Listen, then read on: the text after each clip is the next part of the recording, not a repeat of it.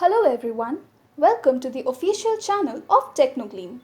Today's topic of discussion is SEM versus SEO, which one is better for your business? SEM versus SEO. This debate has been looming for a long time. People are yet to decide as to which of these determines the success of a business. But before proceeding further, let us understand the concepts of SEM and SEO. SEM and SEO are basic parts of digital marketing that are useful in generating leads and conversion of traffic with the aid of search engines. SEM or search engine marketing is a process that helps to churn out relevant traffic from search engines by buying paid or sponsored ads, whereas SEO or search engine optimization is a method that helps to optimize your website in such a manner that it receives organic visitors from search engine result pages. The debate of SEM versus SEO is never-ending, but before deciding which one is more beneficial, let's check out the advantages and disadvantages of both.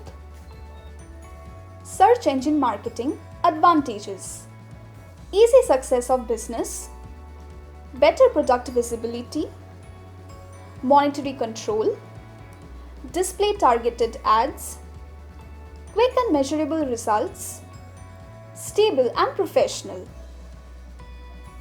Disadvantages: can be expensive, needs regular investment, strategies are open to your competitors. Search engine optimization advantages: stronger brand awareness, increased credibility and ROI, elevated traffic, cost effective, higher sustainability, broader reach. Disadvantages: time consuming, requires strong content strategy, regular backlinking. So which one should you ultimately choose? The whole opinion regarding SEM versus SEO is dependent on your business needs.